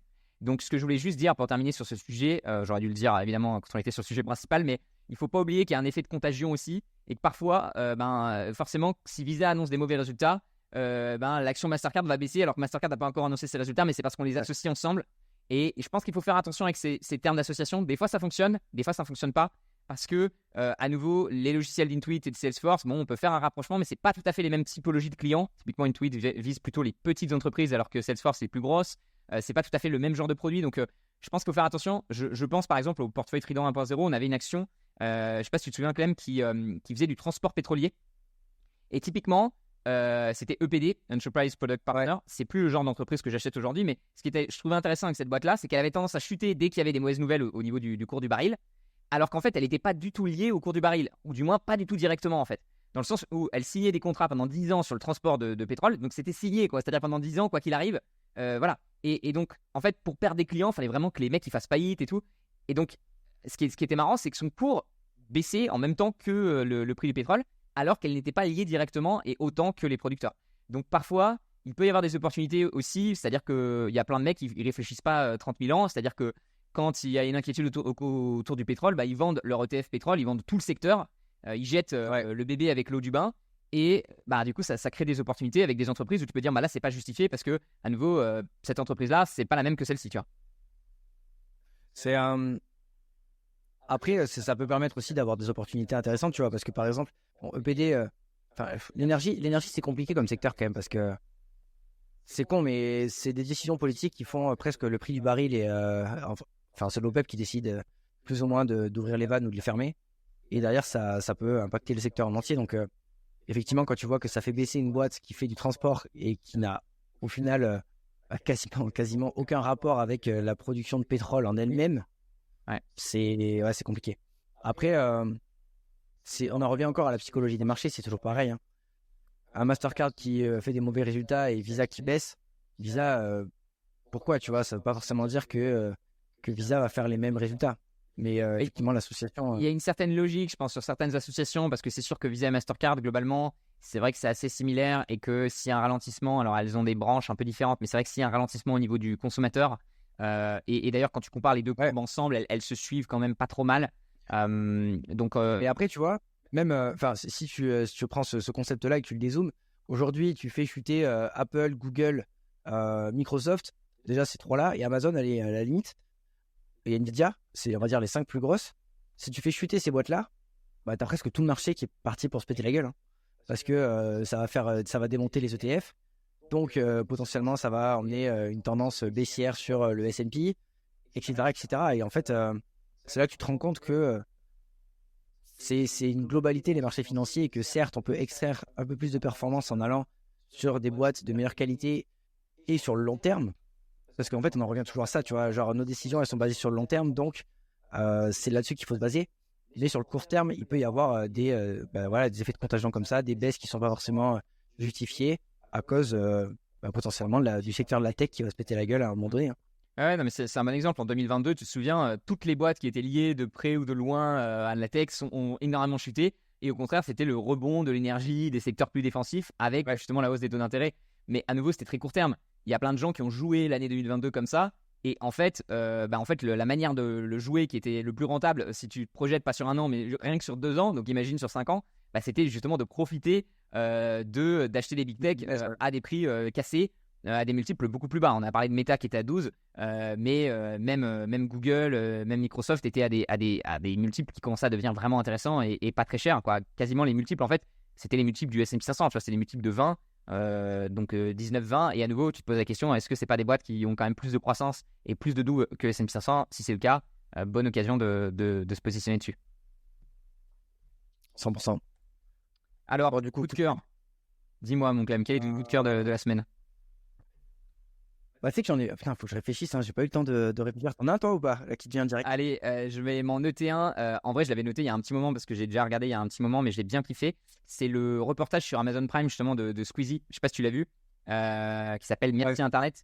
Et globalement, Amazon Prime, ils font vraiment. Et c'est pour ça que je me dis, attention, sur le streaming, Netflix, ils sont vraiment dominants. Mais Prime commence à faire vraiment des trucs sympas.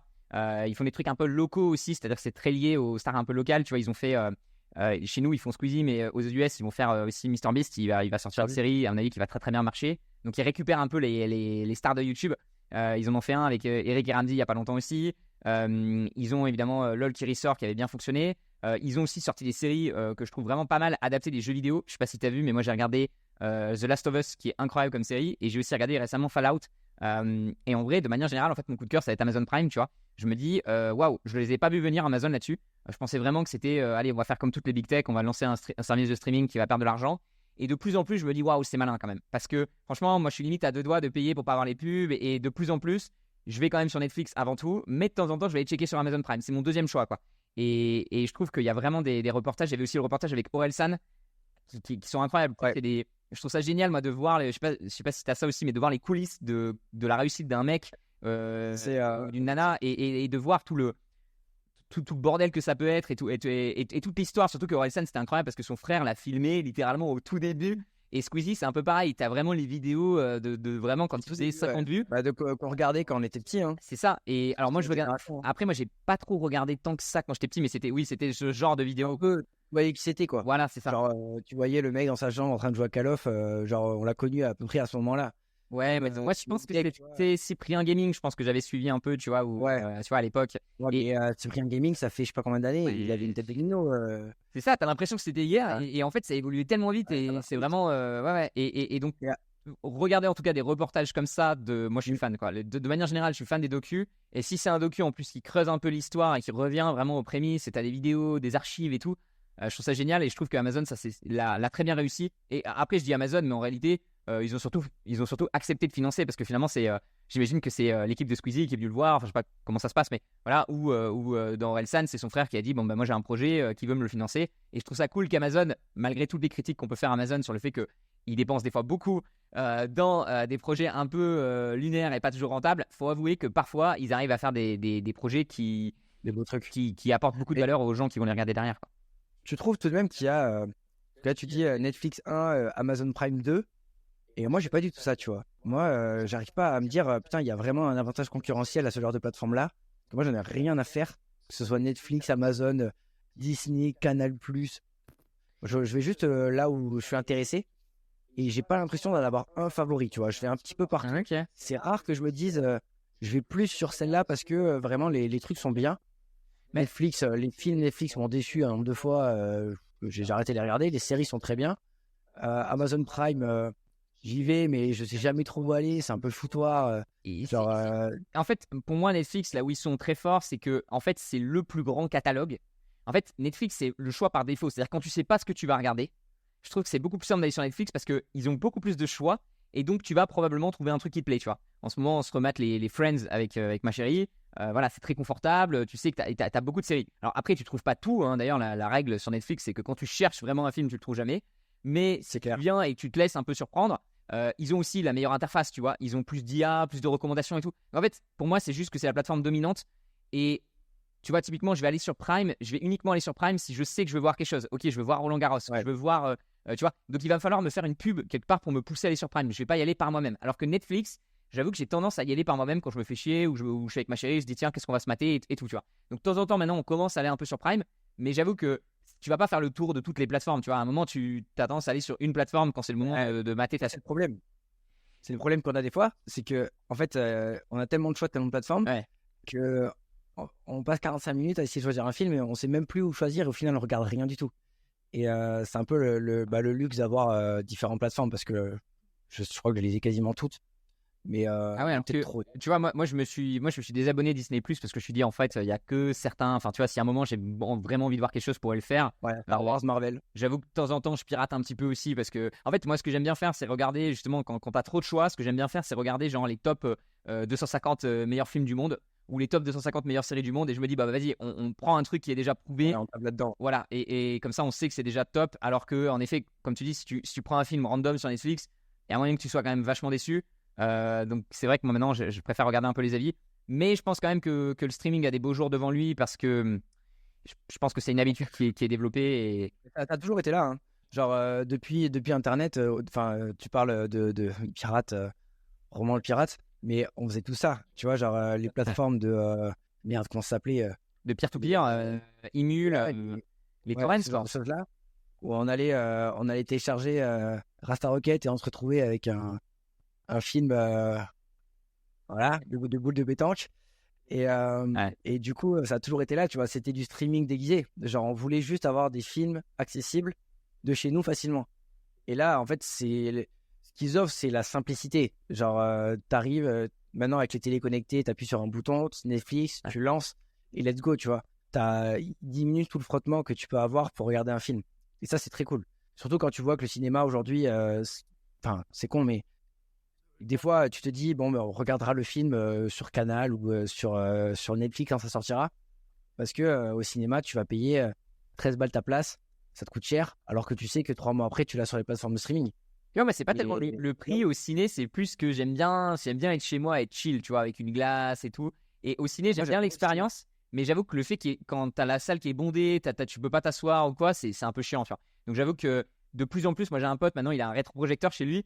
La dernière fois, j'étais chez Ouais. lui à Nantes, on s'est posé dans son canapé. Mon gars, t'es comme au ciné, quoi. Et donc c'est vrai que plus la technologie évolue, et plus pour les salles de ciné, c'est compliqué parce qu'à nouveau, il y a plus de choix, et en plus, il y a des technologies qui font que t'es un peu comme au ciné. Même si, bon, le ciné, ça reste une expérience, on va pas se mettre des gens à dos. Moi, de temps en temps, j'aime bien y aller quand même, c'est cool. Moi, Et, j'adore, hein. et je me suis acheté, d'ailleurs, deuxième coup de cœur, je me suis acheté une machine à popcorn. Et alors là, mon gars, Ah ouais. là, en vrai, c'est trop stylé. Genre, c'est le genre de. Toi, t'as du mental. Moi, j'ai ça chez moi, mec. C'est bon, je rentre plus dans l'écran, là. Je deviens bouboule. Non, je le fais que. Mais en vrai, c'est un peu chiant. Enfin, tu sais, ça demande quand même un peu de préparation. Donc, c'est le genre de truc, tu te le fais quand tu dis, allez, vas-y, je me fais une bonne session ciné. Et à ce moment-là, c'est sympa. Mais j'avoue que c'est pas le genre de machine que tu vas non plus sortir tout le temps. Et heureusement qu'il y a un peu de friction parce qu'en effet, sinon, après, tu boufferais tout le temps du popcorn. De ouf. Moi, mon coup de cœur, rien à voir avec la bourse, je pense. Je sais pas si t'as regardé, mais bon, il y a Roland en ce moment. Et il y a Nadal qui a potentiellement joué son dernier match à Roland-Garros qui a perdu contre Zverev. Et en fait, mon coup de cœur, ouais, c'est pour ce mec-là et pour sa carrière. Parce que c'est la première fois, je suis pas émotif. Genre, vraiment, j'ai jamais chialé devant un film, devant une série. Jamais, jamais, jamais. Je suis pas émotif, tu vois. Je suis très bon spectateur, mais de là à aller dans l'émotion, c'est très difficile. Et là, je me suis retrouvé à la fin du match à presque lâcher la larmichette parce que je me dis, ce mec-là, il a bercé tous mes mois de mai pendant 20 ans, quoi. Bah, t'es un Alors, grand fan de ça m'a tennis. rappelé- T'es un grand fan de tennis et je pense que ça Ouais, touche beaucoup j'adore ça.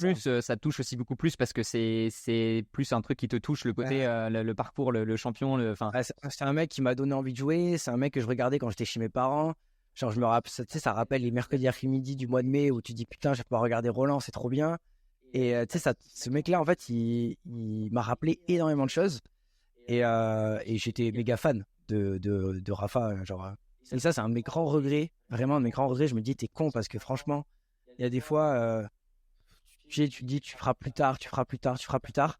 Je ne l'ai jamais vu jouer à Roland-Garros. Et ça, je m'en boufferai les doigts toute ma vie parce que je me dis, en fait, tu l'as regardé à la télé, je sais pas combien de fois, tu as été hyper fan et t'as jamais genre, pris des billets pour aller le voir, tu vois.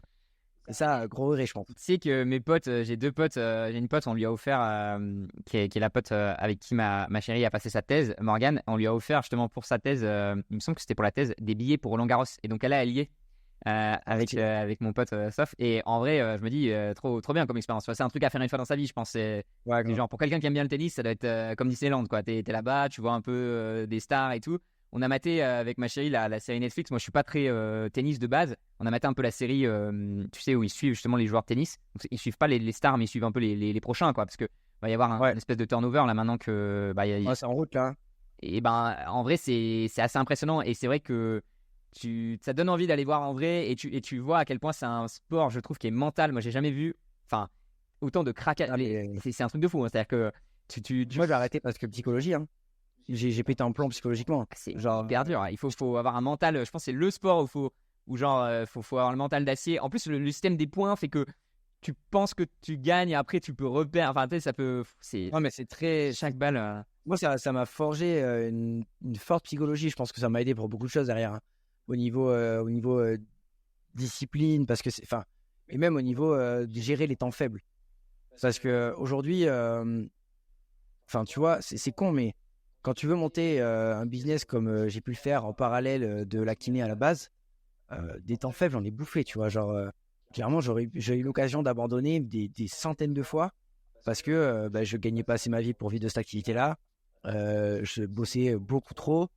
Enfin, en gros, la facilité aurait été d'abandonner. Donc, c'est pas forcément que dû au tennis, mais le tennis, c'est pareil. En fait, quand tu te retrouves tu perds le premier set, et il y a 5-3 pour l'autre au deuxième set, tu as deux types de personnes. Tu as le mec qui lâche, il dit vas-y, c'est bon, c'est fini, j'arrête. Et il bazarde des points. Et tu as le mec qui tient, tu vois. Et au final, le tennis, ça t'apprend à te dire c'est jamais fini, tu peux toujours aller plus loin et continue. Parce que c'est jamais terminé, tu peux le gagner le match. Et combien de fois c'est arrivé? Même là, maintenant, au padel, c'est un peu pareil parce qu'on est deux sur le terrain, mais c'est le même principe au niveau des points. Le nombre de fois où tu as l'impression d'avoir perdu un match et qu'en fait, tu peux le gagner et que tu le gagnes, tu te dis, vas-y, en fait, c'est que dans la tête, c'est que mental. Ouais. Et il y a un conseil que j'avais beaucoup aimé, moi, d'un golfeur. Il racontait que le gars, en fait, il se concentrait que sur le processus. C'est-à-dire que la seule chose qu'il faisait, je ne sais pas si c'est ce que fait Nadal et tout, ce serait intéressant de voir les champions de tennis, comment ils abordent ce truc-là. Mais j'ai l'impression que les coachs, ils te le disent beaucoup. C'est-à-dire qu'au lieu de te concentrer sur ah mince, je suis en train de perdre le match, donc en fait, tu es en train de penser au futur ou au passé. Tu vois, tu peux dire ah, cette balle, j'aurais dû la taper comme ça et je l'ai mal tapé, tu vois. Mais en fait, il dit non, tu te ressentes sur le présent. Donc c'est là qu'il faut pratiquer la méditation, la pleine conscience. Et ton seul objectif, c'est de faire la meilleure balle possible, enfin le meilleur revers, voilà. Ouais. Là maintenant, le meilleur service possible, là, sur ce coup-là. Et ce qui s'est passé avant, ce qui s'est passé après, t'oublies. Et tu vois, il y avait un golfeur qui racontait qu'il faisait ça. Et l'histoire était assez incroyable parce qu'en gros, il fait son coup, donc il est hyper concentré, il fait son coup. Et là, il se lève, donc lui, normal, tu vois, il commence à marcher. Et là, tous les gens autour de lui se lèvent, lui sautent dessus et tout. Et le mec, il comprend pas, tu vois. Et en fait, il avait même pas compris que, en fait, en réussissant ce coup, donc c'était un coup de putter, bah en fait, ça y est, il avait gagné le tournoi, en fait. Il avait pas fait c'est-à-dire, il avait pas fait le calcul dans sa tête de se dire ah là là. Et tu vois, et heureusement qu'il l'a pas fait parce que s'il l'avait fait, peut-être que s'il serait dit, tu vois, c'est le putt de ma vie, faut surtout pas que je le loupe. On le sait tous, tu vois. Moi, je sais quand je fais du sport comme ça, j'en ai pas fait beaucoup, mais compter sur les points les points les points gagnants, c'est hyper dur mentalement parce que tout d'un coup, tu te mets à jouer mal juste parce que tu as le stress de te dire il faut absolument que je marque ce point-là, quoi. Et c'est le caca culotte classique au tennis, tu vois. C'est ça. Genre quand tu arrives pour gagner le match, tu perds 3 niveaux. Mais t'as déjà regardé Rafael Nadal jouer ou pas? Un petit peu comme ça, pas. Est-ce que t'as déjà vu à quel point, alors les gens prennent ça pour des tocs, ce qui est peut-être un peu le cas, mais à quel point il a des rituels. Genre c'est un truc de malade. Entre chaque point, il va venir sur terre battue, il va venir essuyer la ligne. Ensuite, il a sa préparation de service qui est tout le temps la même. Et en fait, tu te dis, t'as l'impression que les mecs sont fous, mais c'est justement pour ça. C'est un rituel pour se mettre dans la meilleure condition possible pour jouer le meilleur coup derrière. Et ouais, franchement, quand tu connais pas le tennis et que tu regardes Rafael Nadal, il pose ses bouteilles exactement au même endroit à chaque fois de la même façon. Ouais.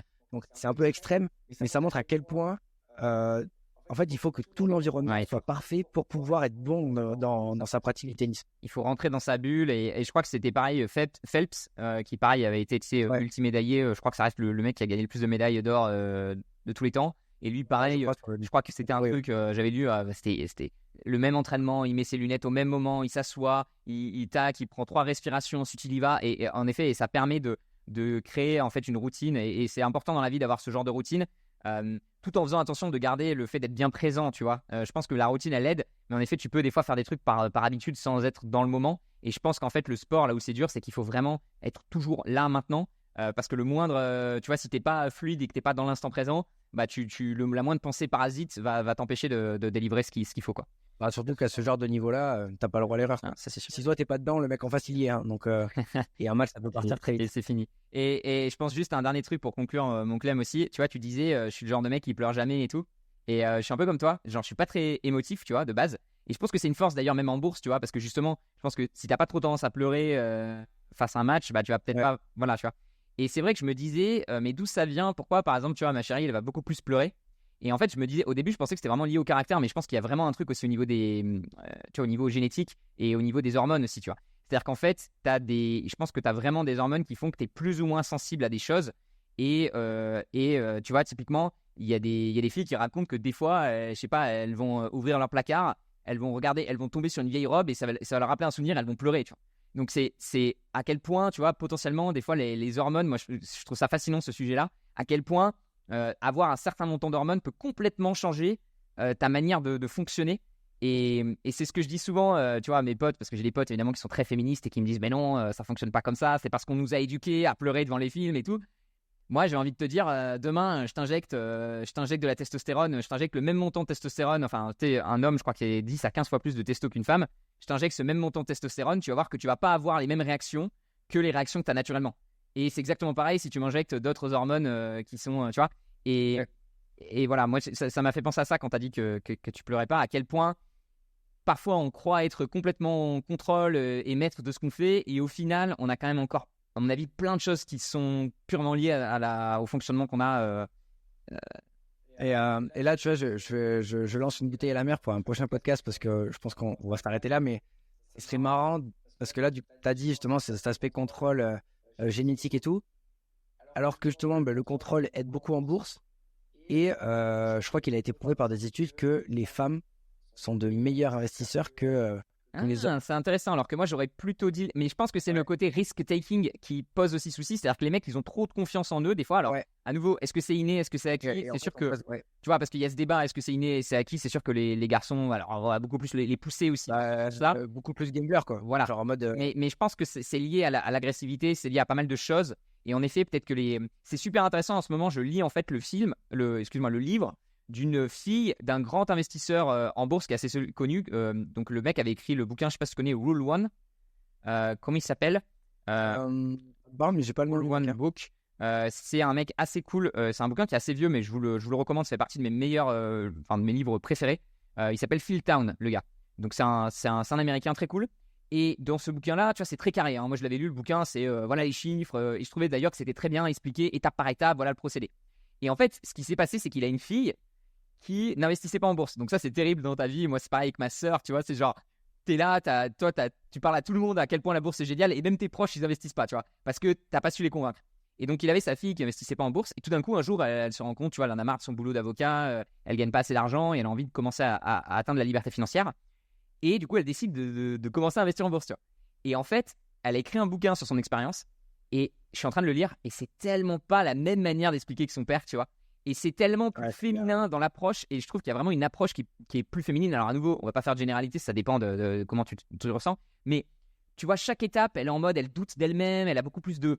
Et c'est pour ça, elle avance à mon avis beaucoup plus, tu vois, étape par étape, mais ce qui m'a vraiment choqué dans ce livre, c'est qu'elle est... tu vois, elle avait peur de faire des exercices de maths, elle était très scolaire aussi, c'est-à-dire que, tu sais, avant d'investir en bourse, elle s'est donné 1 an pour apprendre avant d'investir, enfin tu vois, et c'est plein de réflexes, et je pense pas que ce soit forcément mauvais. C'est juste qu'il faut trouver le modèle d'apprentissage qui correspond à ton profil. Et moi, je sais que ça aurait jamais marché avec moi. Tu vois, c'est-à-dire qu'à un moment, moi, tu m'expliques un truc. Mais, au bout d'une heure, j'ai envie de commencer à mettre des billes pour voir ce qui se passe. Tu sais que c'est rigolo parce que je fais le parallèle avec les membres du programme. Et aujourd'hui, on est 70 quand même dans le programme. Donc, c'est très cool. Et je vois très bien le genre de profil parce que j'ai pas mal de femmes dans le programme qui ont vraiment ce profil-là de... je veux vraiment bien apprendre avant de passer à l'action, alors que la plupart des mecs que j'ai dans le programme ont déjà commencé quelque part, tu vois. Genre en mode, c'est plus des personnes qui ont déjà fait des conneries et qui s'en sont rendues compte et qui veulent optimiser, alors que les femmes, elles n'ont pas encore commencé, elles veulent comprendre et ensuite se lancer. C'est beaucoup plus scolaire. C'est rigolo parce que je vais faire le parallèle, mais c'est vrai que j'ai vraiment ces deux profils-là. Non, mais je vois, en fait, c'est vraiment un profil plus scolaire. Et à nouveau, il y a des avantages et des inconvénients aux deux. C'est-à-dire que, comme tu l'as dit, à mon avis, in fine, les femmes ont des meilleurs résultats parce qu'elles prennent beaucoup plus de temps avant de choisir une action, mais potentiellement elles passent à côté de certaines choses parce qu'elles se disent il faut absolument que je sache tout ce qu'il y a à savoir. Alors que des fois, en fait, les meilleures expériences, c'est aussi sur le terrain. Tu vois, tu crames un peu de budget. Et de manière générale, j'ai remarqué que les femmes aussi sont beaucoup plus. Elles se méfient beaucoup plus de la bourse aussi. Ça leur fait beaucoup plus peur parce qu'elles se disent, tu vois, elles sont plus en mode. Pour elles, l'argent, souvent, c'est la sécurité. Tu vois, il y a ce truc de préservation Alors que les mecs, il y a un peu plus ce côté, en effet, comme tu dis, gambler. Allez, on va essayer de faire. On va aller chercher plus, quoi. Ouais, c'est vrai que les psychologies sont différentes et c'est intéressant. Bon, clap de fin. Allez, clap de fin. C'est pas mal On pour, espère que ce nouveau podcast vous a plu. On a tenté un format où on a essayé de rester focus au début sur la bourse et puis ensuite à la fin on élargit un peu plus. On espère que d'entendre parler de Nadal, des hormones et de Amazon Prime à la fin ça vous a plu aussi, que voilà, d'élargir un petit peu le sujet au-delà de juste l'investissement boursier. Et on va essayer quand même les débuts d'épisode d'être assez focus, notamment si vous cliquez par rapport à un sujet. Bon, bah quand même, Ouais. on aborde bien ce sujet. Le sujet principal. Ouais, on a pas mal dévié. Non, Je sais pas si on a tant parlé que ça de OK, qu'est-ce qu'on fait quand on a moins 20%, mais vous l'avez compris, quand vous avez une action qui fait moins 20%, on va regarder les fondamentaux, on va regarder les différents éléments et vérifier que la thèse, et si vous avez déjà écrit une thèse sur l'entreprise, vérifier qu'elle est toujours valable. Je pense que c'était les points importants. Et vous nous direz, voilà, vous nous dites comme d'hab en commentaire si vous avez apprécié ce nouvel épisode et si vous êtes content qu'on soit de retour. De retour. Et normalement, à bientôt. Normalement, à dans 2 semaines. Yes. Allez, merci à tous. Et bah ouais, mettez-nous en commentaire et un petit like, ça fait toujours plaisir pour soutenir le podcast. Ciao. Ciao tout le monde. J'ai perdu ma souris.